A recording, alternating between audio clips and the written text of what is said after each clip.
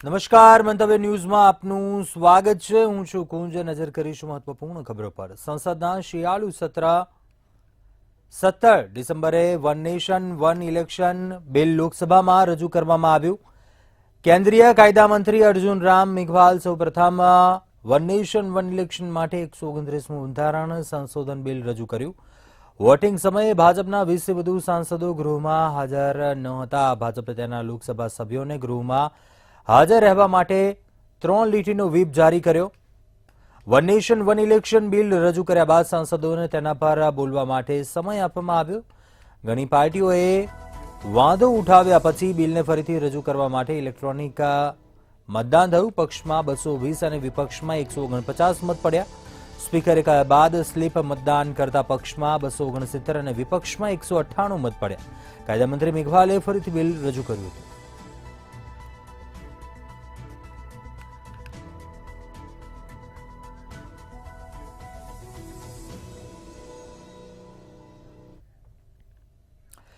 રાજ્યસભામાં બંધારણ પર ચર્ચા દરમિયાન ગૃહમંત્રી અમિત શાહે જણાવ્યું કે દેશમાં લોકશાહીના મૂળ પાતાળ સુધી ઊંડા છે। ઘણા સરમુખ હત્યારોના અહંકાર અભિમાનને તોડી પાડ્યું છે, જેઓ કહેતા હતા કે ભારત આર્થિક રીતે આત્મનિર્ભર નહીં થાય। આપણે વિશ્વની 5મી સૌથી મોટી અર્થવ્યવસ્થા છીએ। આપણા બધા માટે ગર્વની ક્ષણ છે। સંકલ્પ લેવાની આ ક્ષણ છે। વધુમાં કહ્યું કે બંધારણને માત્ર શબ્દોમાં જ નહીં પરંતુ કાર્યોમાં પણ સન્માન આપવું જોઈએ। સામાન્ય સભામાં બંધારણ લહેરાવાયું ન હતું। કોંગ્રેસના નેતાઓએ બંધારણને લહેરાવી અને જૂઠું બોલીને જનાદેશ લેવાનો દૂષિત પ્રયાસ કર્યો।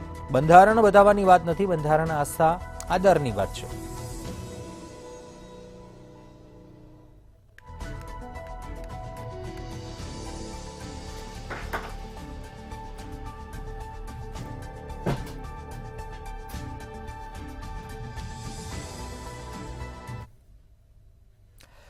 વાયનાડથી સાંસદ અને કોંગ્રેસના મહાસચિવ પ્રિયંકા ગાંધી વાડ્રા એક તરફ સોમવારે બાંગ્લાદેશના મુદ્દે આપેલા પોતાના ભાષણને લઈ ચર્ચામાં હતા, ત્યારે બીજી તરફ હવે તેમની બેગ ભારે ચર્ચામાં આવી છે। પ્રિયંકા ગાંધી આજે સંસદમાં બેગ લઈને પહોંચ્યા અને આ બેગ પર જ્યાં પહેલા પેલેસ્ટાઇન લખ્યું હતું અને આ બીજી એક બેગને લઈને પણ એવી તસવીરો સામે આવી છે, તેને લઈને વિવાદનું વંટોળ ફેલાઈ રહ્યું છે। શું છે આખો સમગ્ર મામલો, જોઈશું આ ખાસ રિપોર્ટમાં। પ્રિયંકા ગાંધીના પેલેસ્ટાઇન બેગનો નવો વળાંક। બાંગ્લાદેશના હિન્દુઓ માટે પ્રિયંકાનો મક્કમ જવાબ। ભાજપના તુષ્ટિકરણના આક્ષેપો સામે કોંગ્રેસનો પ્રશ્ન। પ્રિયંકા ગાંધીની નવી બેગથી રાજકીય ચર્ચા થઈ તેજ। બાંગ્લાદેશના લઘુમતીઓ માટે પ્રિયંકાનો વિરોધ પ્રદર્શન। પેલેસ્ટાઇનથી બાંગ્લાદેશ સુધીનો મુદ્દો ગરમાયો। કોંગ્રેસના સાંસદોનો લઘુમતીઓ માટે મજબૂત સંદેશ। સોમવારે વાયનાડના સાંસદ પ્રિયંકા ગાંધી પેલેસ્ટાઇન લખેલી બેગ સાથે સંસદ પહોંચ્યા હતા, જે રાજ્યસભા અને લોકસભામાં ચર્ચાનું કેન્દ્ર બની ગયું। તો બીજી તરફ ભાજપના સાંસદોએ તેના પર આકરા પ્રહારો કર્યા। ભાજપે આ ઘટનાને તૃષ્ટિકરણ સાથે જોડતા પ્રિયંકા ગાંધીને ઘેરવાનો પ્રયાસ કર્યો। अनुराग ठाकुर सहितना नेताओए आरोप लगाव्यो कि प्रियंका गांधी बांग्लादेश में हिंदू और ख्रिस्ती लघुमतीओ पर थता अत्याचार अंगे मौन छे, ज्यारे मुस्लिम समर्थन माटे पेलेस्टाइन मुद्दो उठावी रही छे, परंतु हवे आ घटनाए नवो वळांक लीधो छे। मंगलवारे प्रियंका गांधी फरी एक बेग साथे संसद पहोंच्या, जेमां लखेलुं हतुं बांग्लादेशना हिंदुओ और ख्रिस्तीओ साथे उभा रहो। आ बेगनी तस्वीरो तरत ज सोशियल मीडिया पर वायरल थई अने लोकोए तात्कालिक चूंटणी आंदोलनना संदर्भमां तेने महत्वपूर्ण गणाव्युं। कोंग्रेसे आ माध्यमथी भाजपना तुष्टिकरणना आरोपोनो जवाब आपवानो प्रयास कर्यो। भाजपना सांसदो सतत आक्षेप करी रह्या हता कि कोंग्रेस मुस्लिम समर्थनमां मोखरे छे अने हिंदुओ पर थती हिंसाने अवगणे छे। प्रियंकाए बांग्लादेशमां हिंदुओ और ख्रिस्तीओ पर थता अत्याचार मुद्दे सरकार पासे रजूआत करी अने पाड़ोशी देशोमां लघुमतीओ माटे कड़क नीति अमलमां लाववा मांग करी। कंप्लीट करिए। दो मुद्दे हैं, संक्षिप्त में बोल देती हूँ। पहला मुद्दा ये है कि बांग्लादेश में जो अल्पसंख्यकों के साथ, जो हिंदुओं और ईसाइयों के साथ अत्याचार हो रहा है, उसके खिलाफ इस सरकार को आवाज उठानी चाहिए। बांग्लादेश की सरकार के साथ बातचीत करनी चाहिए और पूरा समर्थन देना चाहिए जिनको पीड़ा हो रही है उनके साथ। हेडक्वार्टर्स में से आज सेना के हेडक्वार्टर्स में से वो तस्वीर उतारी गई है जिसमें पाकिस्तान की सेना आत्मसमर्पण कर रही है हिंदुस्तान भारत की सेना के सामने। પ્રિયંકા ગાંધીની સાથે કોંગ્રેસના અન્ય સાંસદોએ પણ સમર્થન દર્શાવ્યું. તેઓ પણ બાંગ્લાદેશના હિન્દુઓ અને ખ્રિસ્તીઓનું સમર્થન કરો લખેલી બેગ સાથે સંસદ પહોંચ્યા. વિપક્ષના સાંસદોએ સંસદ સંકુલની બહાર પ્રદર્શન કર્યું. આ સાંસદોએ સરકાર પાસે પાડોશી દેશમાં હિન્દુઓ અને ખ્રિસ્તીઓ પર થઈ રહેલા અત્યાચાર સામે પગલાં લેવાની માંગ કરી. આ લોકો પાસે બાંગ્લાદેશના હિન્દુઓને સમર્થન કરો લખેલા પ્લેકાર્ડ હતા અને સરકાર પાસેથી કાર્યવાહીની માંગ કરતા સૂત્રોચ્ચાર કરી પ્રદર્શન દ્વારા આ મુદ્દે જાગૃતિ લાવવાનો પ્રયાસ કર્યો. આ સમગ્ર ઘટનાથી સ્પષ્ટ થાય છે કે કોંગ્રેસે પણ ભાજપના તૃષ્ટિકરણના આરોપોનો સામનો કરવા માટે આ વ્યૂહરચના અપનાવી છે. મુસ્લિમ સમર્થન માટે પેલેસ્ટાઇનનો મુદ્દો ઉઠાવવાથી ઘેરાતા હવે કોંગ્રેસે હિન્દુ અને ખ્રિસ્તી લઘુમતીઓના હક માટે અવાજ ઉઠાવી પોતાનું સમતોલ ધાર્મિક દ્રષ્ટિકોણ દર્શાવવાનો પ્રયાસ કર્યો. પ્રિયંકા ગાંધીનો આ અભિગમ તેના રાજકીય સંદેશને વધુ મજબૂત બનાવી રહ્યું છે. તો આ મુદ્દે કોંગ્રેસ અને ભાજપ વચ્ચેની રાજકીય ગરમાગરમી આગામી દિવસોમાં પણ વધુ ઉગ્ર બને આવનારા દિવસોમાં તેવી પૂરેપૂરી શક્યતાઓ જણાઈ રહી છે. બ્યુરો રિપોર્ટ, મંતવ્ય ન્યૂઝ. વાયનાડના સાંસદ પ્રિયંકા ગાંધી પેલેસ્ટાઇન લખેલી બેગ સાથે સંસદ પહોંચ્યા હતા. જે બાદ હવે આજે યુપીના સીએમ યોગી આદિત્યનાથે પણ આ મામલે વળતો प्रहार કર્યો છે. શું કહ્યું आओ સાંભળીએ. कल कांग्रेस के एक नेत्री संसद में फिलिस्तीन का बैग लेकर घूम रही थी और हम यूपी के नौजवानों को इजराइल भेज रहे हैं. वहां पर यूपी के अब तक लगभग 5,600 से अधिक नौजवान इजराइल गए हैं निर्माण कार्य करने के लिए और हर नौजवान रहने का फ्री, खाने का फ्री और 1.5 लाख रुपए उसको वहां पे अतिरिक्त मिल रहे हैं और पूरी सुरक्षा की गारंटी भी है. अभी इजराइल के राजदूत आए थे, उन्होंने कहा कि हम यूपी के और भी नौजवान ले जाना चाहेंगे क्योंकि यूपी का नौजवान अच्छा काम कर रहा है. बेरोजगार नहीं, उसकी स्किल की ताकत को दुनिया आज मान रही है. પંજાબમાં આવેલા અમૃતસરના ઇસ્લામાબાદ પોલીસ સ્ટેશન પાસે વહેલી સવારે જોરદાર વિસ્ફોટ થયો હતો. વહેલી સવારે 3 વાગે વિસ્ફોટ જેવો અવાજ સંભળાયો હતો. વિસ્ફોટનો અવાજ સાંભળીને સમગ્ર વિસ્તારમાં ભયનો માહોલ જોવા મળ્યો. ધમાકાનો અવાજ તો સંભળાયો હતો પરંતુ પોલીસ સ્ટેશનમાં કોઈ વિસ્ફોટ થયો ન હતો. સમગ્ર મામલે પોલીસ ટીમોએ તપાસ હાથ ધરી છે કે આ વિસ્ફોટ ક્યાં થયો હતો.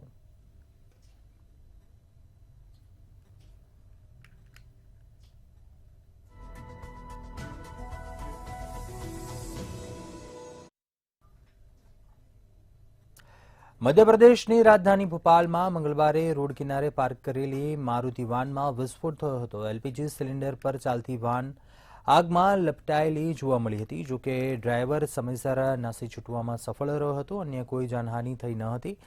આયેશબાગ રહેણાંક વિસ્તારમાં આ વાનમાં આગ લાગી હતી. જોરદાર વિસ્ફોટથી પાડોશમાં ગભરાટ ફેલાયો હતો, જેને કારણે રહેવાસીઓમાં પણ અફરાતફરી મચી ગઈ હતી.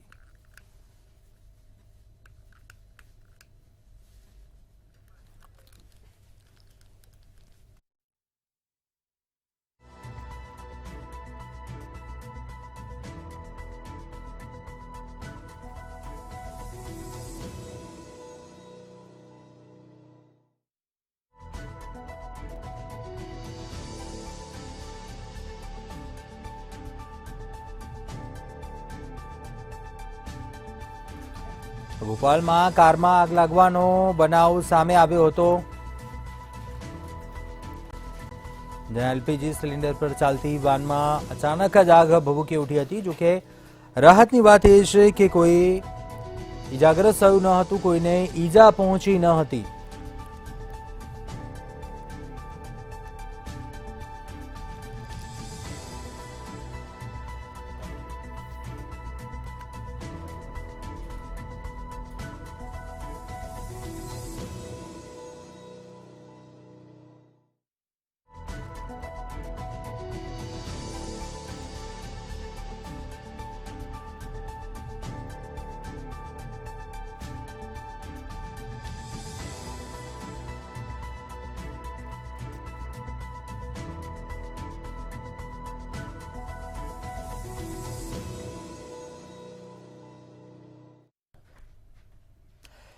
સમગ્ર ઉત્તર ભારતમાં ઠંડી વધી રહી છે. ખાસ કરીને ઠંડીનું પ્રમાણ છે તે વધ્યું છે. દિલ્હીમાં કુલવેવ માટે હવામાન વિભાગ દ્વારા યલો એલર્ટ જાહેર કરાયું છે, જ્યારે કાશ્મીર ખીણના તમામ જિલ્લાઓમાં તાપમાન સ્થિર થયું છે. યુપીના ઘણા જિલ્લાઓમાં ગાઢ ધુમ્મસ અને શીતલહેરનું એલર્ટ છે. પંજાબ, હરિયાણા, રાજસ્થાન, દિલ્હી તમામ જગ્યાઓ પર ઠંડીનું પ્રમાણ છે તે વધ્યું છે. પર્વતીય રાજ્યોમાં પણ લઘુત્તમ તાપમાનમાં વધારો થયો છે. કાશ્મીર ખીણના તમામ જિલ્લાઓમાં તાપમાન સ્થિર બિંદુથી નીચે છે.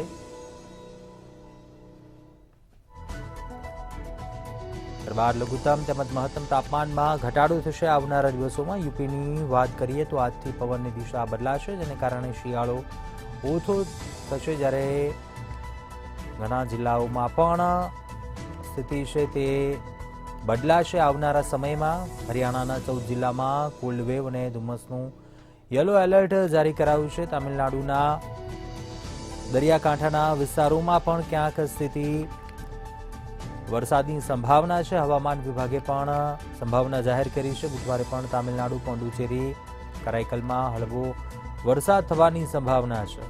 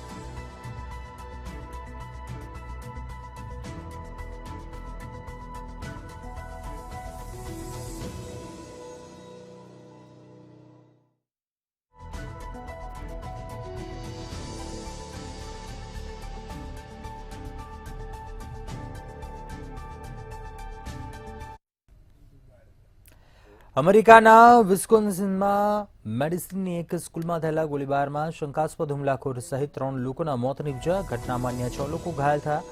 પોલીસના જણાવ્યા પ્રમાણે હુમલાખોર સ્કૂલનો વિદ્યાર્થી હતો. ગોળીબાર બાદ જ્યારે પોલીસ પહોંચી ત્યારે શંકાસ્પદ હુમલાખોરનું મોત નીપજ્યું હતું. ગોળીબાર એબડન્ટ લાઈફ ક્રિશ્ચિયન સ્કૂલમાં થયો હતો, જ્યારે આ ખાનગી શાળામાં 400 જેટલા વિદ્યાર્થીઓ અભ્યાસ કરે છે. ફાયરિંગ શા માટે થયું તે સ્પષ્ટ નથી. આ મામલે તપાસ શરૂ કરાઈ છે. યુએસમાં તાજેતરના વર્ષોમાં શાળાના ગોળીબારની સંખ્યામાં વધારો થયો છે. આ વર્ષે યુએસમાં 322 સ્કૂલ ગોળીબારની ઘટનાઓ બની છે, તો ગત વર્ષે શાળાઓમાં ગોળીબારની 349 ઘટનાઓ બની હતી. અમેરિકી રાષ્ટ્રપતિ જો બિડેને આ ઘટના પર ચિંતા વ્યક્ત કરી છે. તેમણે આ ઘટનાને દુર્ભાગ્યપૂર્ણ અને અવિવેકી ગણાવી. ગોળીબારની નિંદા કરતા જણાવ્યું કે આ ઘટનાને ફરી એકવાર કડક બંદૂક કાયદાની જરૂરિયાત પર ભાર મૂક્યો છે.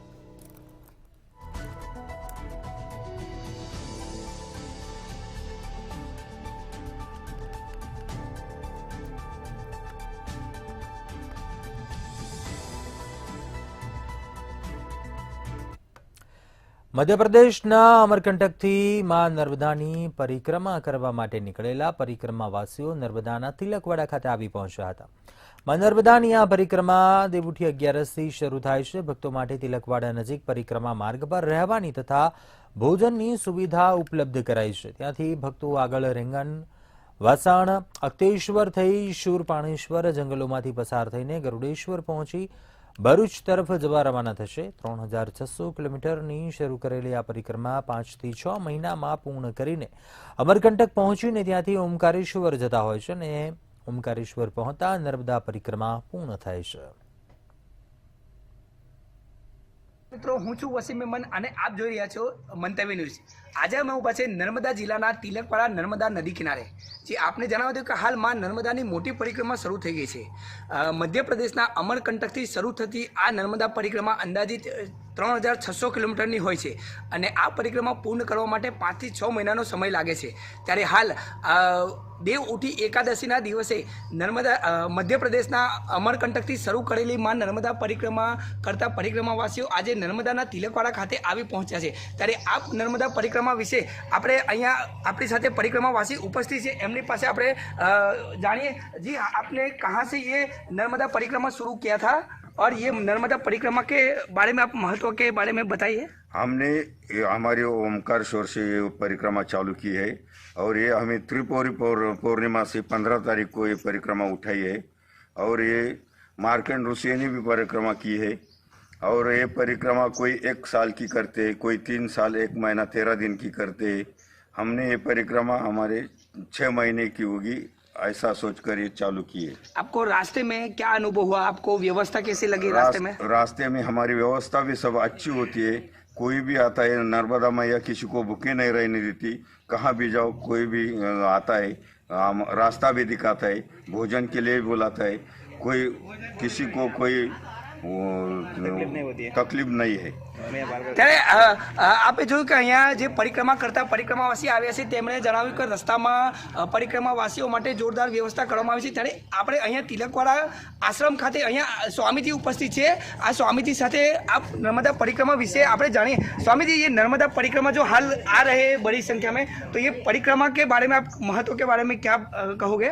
नर्मदा जो नर्मदा मैया की जो परिक्रमा होती है 3 साल 3 महीना की करते हैं, 13 दिन की, तो 7 जन्मों का उद्धार होता है, ऐसा माना जाता है 7 लोगों का. इसलिए जो भी परिक्रमा करते हैं जितने अच्छे होगा उतना कुछ ना कुछ कल्याण हो ही जाता है. किसी को 1 साल में करते हैं, 6 महीने में करते हैं, लेकिन परिक्रमा करने से जीवन में परिवर्तन हो जाता है, ये पक्का गारंटी. और ऐसा अनुभव कोई भी ले सकते हैं. तो ये परिक्रमा के लिए आप भक्तों को कोई संदेश देना चाहोगे? अगर परिक्रमा एक बार भी करोगे तो मन में जीवन में कुछ ना कुछ आनंद आता है और जीवन में बदलाव हो जाता है. इसलिए परिक्रमा करते हैं. जैसे अपन किनारे किनारे चलते हैं तो इसका आनंद और कुछ होता है और परिक्रमा करने वाला व्यक्ति बिल्कुल बदल जाता है. તો આપણે જોયું કે અહીંયા સ્વામીજીએ અહીંયા નર્મદા પરિક્રમાના મહત્વ વિશે આપણે જાણકારી આપી અને હાલ આપને જણાવ્યું હતું કે તિલકવાડા પરિક્રમા માર્ગ ઉપર પણ આ પરિક્રમાવાસીઓ માટે નિઃશુલ્ક ભંડારાની વિસામો કરવા માટે તથા ભોજનની વ્યવસ્થા ઉપલબ્ધ કરવામાં આવતી હોય છે અને હાલ ખૂબ મોટી સંખ્યામાં પરિક્રમાવાસીઓ માં નર્મદાની પરિક્રમા કરવા માટે નર્મદા જિલ્લામાં આવી રહ્યા છે. તિલકવાડાથી વસીમ મેમન, મંતવ્ય ન્યૂઝ, નર્મદા. હાલના આધુનિક યુગમાં સાયબર ગઠિયાઓનો આતંક વધ્યો છે, જેમાં લાંબા સમયથી ડિજિટલ એરેસ્ટના કિસ્સા વધ્યા છે અને આવો જ એક કિસ્સો અમદાવાદ ગ્રામ્યમાં આવેલ સાણંદના કોડા ગામનાની સ્વસ્તિક સ્કૂલના ટ્રસ્ટીને સાયબર ગઠિયાઓએ ફોન કર્યો હતો. ગઠિયાઓએ 2 કલાક ડિજિટલ એરેસ્ટ કર્યા હતા અને ત્યારે જ ટ્રસ્ટીએ જાગૃતિ કાર્યક્રમમાં આપેલી ટિપ્સ યાદ કરીને પોતાનો બચાવ કર્યો હતો. જે બાદ સાણંદ પોલીસ ઘટનાસ્થળે પહોંચી ટ્રસ્ટીને ડિજિટલ એરેસ્ટથી બચાવ્યો હતો. જે બાદ પોલીસે કરેલા જાગૃતિ કાર્યક્રમને કારણે એક વ્યક્તિના લાખો રૂપિયા ઠગ ટોળકીના હાથમાં જતા બચી ગયા હતા. હું દરેક અમારે ખાસ કરી અને શાળાની અંદર મોટો માસ હોય બરાબર, એટલે વધુ પડતા બાળકો હોય તો દરેક શાળા સંચાલકોની, પ્રિન્સિપાલોને મારી એક નમ્ર રિક્વેસ્ટ છે કે પોલીસ દ્વારા થતા આવા અવેરનેસ પ્રોગ્રામોમાં સહકાર આપવો અને દરેક શાળામાં આવા પ્રોગ્રામોનો કરાવવા, જેથી કરીને બાળકોમાં એ વસ્તુની જાણકારી આવે, જેથી આવા ફ્રોડ આપણે બચી. એ સ્કૂલના પ્રિન્સિપલને પછી પોતાના સ્ટાફને જાણ કરી કે તમે તરત જ પોલીસ બોલાવી લો. ઓર અમારી પોલીસ ત્યાં પહોંચી और એમને ડિજિટલ અરેસ્ટથી એને ત્યાંથી રેસ્ક્યુ કરાવ્યા હતા. और તે વખતે એમના અકાઉન્ટમાં લગભગ 50 લાખ રૂપિયા આવતા. और અગર ટાઈમ પર પોલીસ ન પહોંચતી તો એને આ પૈસાની નુકસાની થવાની શક્યતા હતી. ભુજ તાલુકાની રણકાંથી આવેલા યાત્રાધામ હાજી પીર બાબાની દરગાહ તરફનો માર્ગ છેલ્લા ઘણા વર્ષોથી બિસ્માર હાલતમાં છે. સરહદને જોડતા મહત્વના આ માર્ગનું નવીનીકરણ હાથ ધરાય તે માટે સ્થાનિક ગ્રામ્યજનો દ્વારા અનેક રજૂઆતોના અંતે આજે ચક્કાજામ કરવામાં આવ્યું હતું, જે અંગે રસ્તા ઉપર ઉતરેલા ગ્રામ્યજનોને પોલીસના અધિકારીઓએ ચક્કાજામ ન કરવા સમજાવટ કરી હતી. આ દરમિયાન લોડબાઈ ગામના સરપંચ સહિતના કુલ 24 આગેવાનોની અટકાયત કરી લઈ પોલીસે માર્ગ ખુલ્લો કરાવ્યો હતો.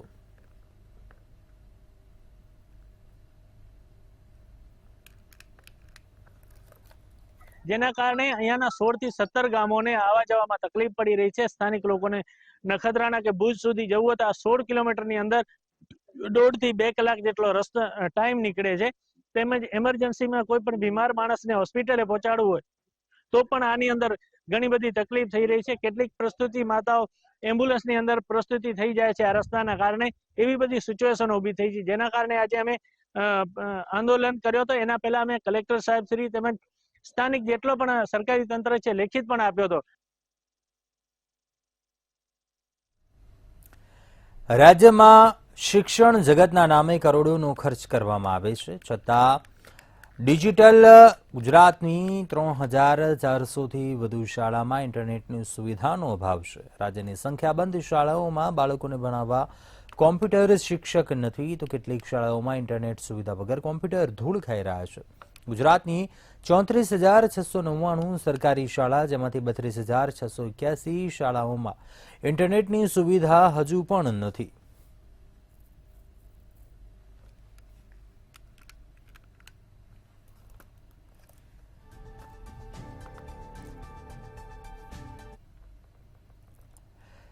તાપીમાં મંતવ્ય ન્યૂઝે ચોમાસામાં વહેલા ઉગી નીકળેલ અને ભંગાર હાલતમાં પડેલ સાયકલનો અહેવાલ પ્રસિદ્ધ કર્યો હતો અને ત્યારબાદ હવે 2024ના અંતે આખરે 2022 સર્વિસની સાયકલ વિતરણ કરવામાં આવી હતી.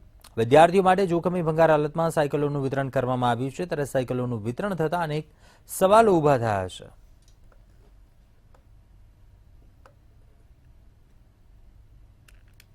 તાપી જિલ્લામાં ભંગાર થઈ ગયેલી સાયકલો વિદ્યાર્થીઓને પધરાવવાની તૈયારીઓ ચાલી રહી છે.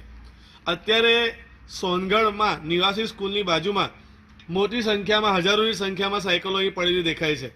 સ્કૂલવાળાને બોલાવીને સાયકલો આપવામાં આવી રહી છે. પરંતુ આ સાયકલ જે છે 2023 શાળા પ્રવેશોત્સવ લખેલી સાયકલો છે, એટલે આ સાયકલ 2023માં આપી દેવી જોઈતી હતી. એની જગ્યાએ 2024 પૂરું થવા જઈ રહ્યું છે ત્યારે સાયકલો આપવામાં આવી રહી છે. ને પણ સૌથી પહેલા તાપી જિલ્લામાં મંતવ્ય ન્યૂઝે અહેવાલ પ્રસિદ્ધ કર્યો હતો કે વ્યારા સુગરના ગ્રાઉન્ડમાં કમ્પાઉન્ડમાં સાયકલો ભંગાર થઈ રહી છે, એના પર વૃક્ષને વહેલા ઉગી નીકળી રહ્યા છે. ત્યારબાદ તંત્ર જાગ્યું હતું, એનું કલર કામ કર્યું, રિપેરિંગ કરી અને સાયકલો ભંગાર થઈ ગયેલી સાયકલો વિદ્યાર્થીઓને પધરાવવામાં આવી રહી છે. આની પાછળ માત્ર ને માત્ર એજન્સીને ફાયદો કરાવવાનો હેતુ છે. માત્ર ને માત્ર સરકારી અધિકારીઓની જે અંદર કમિશન છે, જે કટકી છે, એ રહી ન જાય એના માટે આ સાયકલો અત્યારે આપવામાં આવી રહી છે. આપને બતાવવા માંગીશ કે જુઓ, આ જે સાયકલો છે એની ચેન ટોટલી કાટ ખાઈ ગઈ છે. સાથે સાથે આપને બતાવવા માંગીશ, આ જે લોક છે એ લોક પણ કાટ ખાઈ ગયો છે, ચાલી રહ્યો નથી. એને કોઈ હિસાબે આ લોક લાગવાનો નથી. સાથે આ સાયકલની જે રિંગ છે એ રિંગ પર પણ પૂરો કાટ લાગી ગયેલો તમે જોઈ શકો છો. સ્પષ્ટ દેખાય છે કે આ રિંગ જે છે એ કાટ ખાઈ ગઈ છે. એટલે કે કુલ મળીને તમને કહીએ કે આદિવાસી વિદ્યાર્થીઓને સાયકલના નામ પર માત્ર ભંગાર પધરાવવામાં આવી રહ્યો છે. આ કદાચ સાયકલનું વજન કરવામાં આવે તો 10 કે 12 કિલો વજન નીકળે. બજારમાં 10-12 કિલો ભંગારનો ભાવ 600 રૂપિયા થાય છે. એની જગ્યાએ સરકાર પાસેથી આ સાયકલના 6,000-8,000 રૂપિયા વસૂલ કરવામાં આવશે તો કોના બાપના પૈસાની દિવાળી? સૌથી મોટો સવાલ એ થાય છે. અને સાયકલના ભ્રષ્ટાચાર કાંડ પાછળ જવાબદાર કોણ, એની પણ તપાસ અહીં થવી જોઈએ અને એવા લોકો પર કાર્યવાહી થવી જોઈએ. હું બિંદેશ્વરી શાહ, મંતવ્ય ન્યૂઝ, તાપી. આણંદમાં આસુદર બાદ બોરસદમાં પણ દબાણો પર બુલડોઝર ફર્યું છે. આજે બપોર બાદ પાલિકા દ્વારા દબાણ હટાવો ઝુંબેશનો પ્રારંભ થયો હતો. પોલીસ બંદોબસ્ત સાથે દબાણ હટાવવાની કામગીરી શરૂ કરાઈ. શહેરના ભાઈશ્રી અને અક્ષર મોલથી દબાણ હટાવો ઝુંબેશ શરૂ કરાઈ હતી. મોલની બહાર રોડ સુધી કરાયેલા દબાણ દૂર કરાયા હતા, તો આવતીકાલે પણ દબાણો હટાવવાની કામગીરી યથાવત રહેશે.